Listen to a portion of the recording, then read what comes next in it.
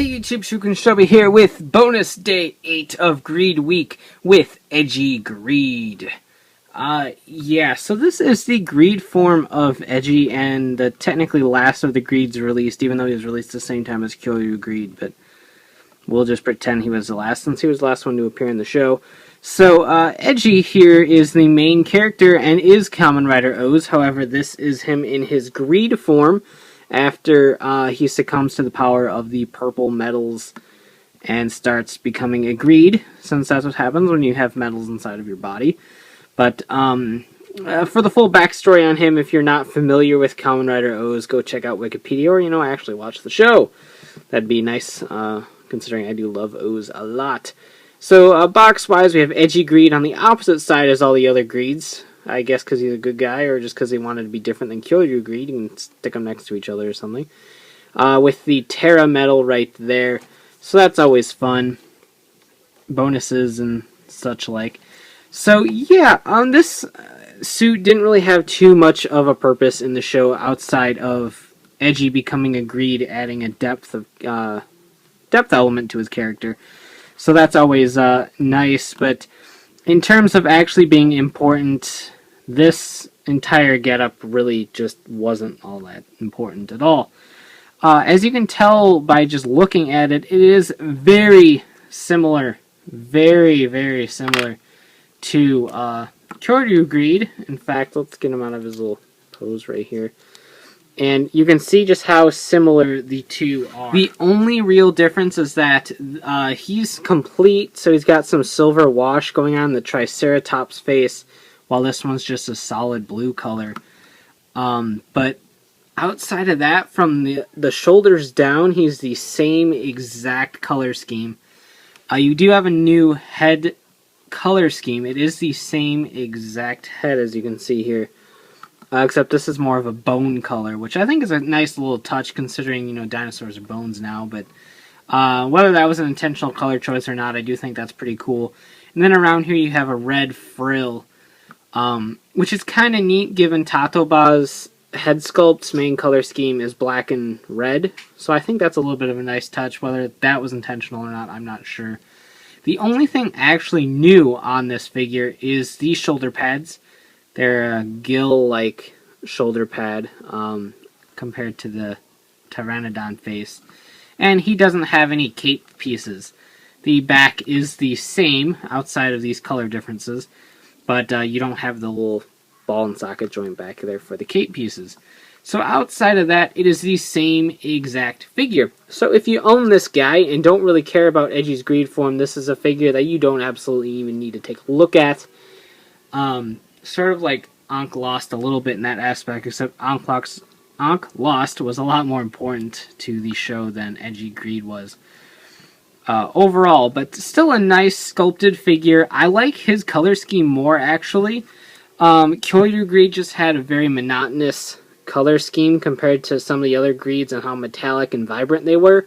He was just a very dull royal blue color, and it just got really boring up on top.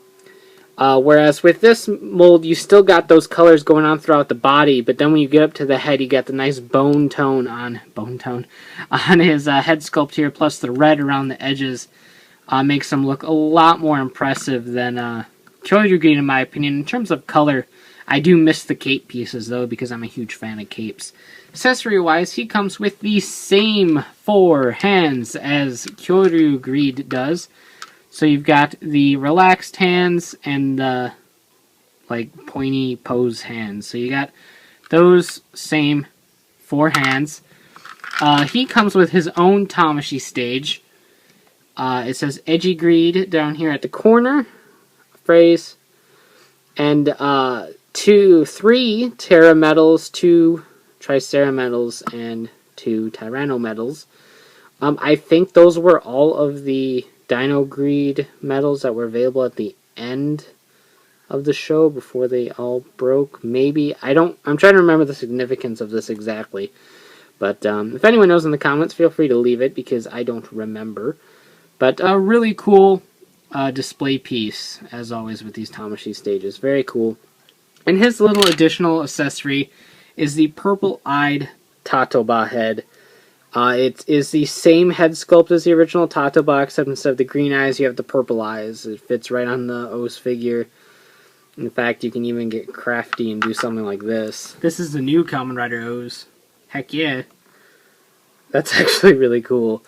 But, so it just goes right onto the TaToBa figure.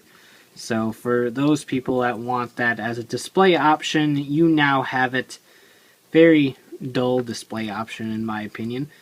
I was actually hoping for a whole new O's figure for this thing just because of all the problems with the hip joints on the O's TaToBa figures and O's figures in general.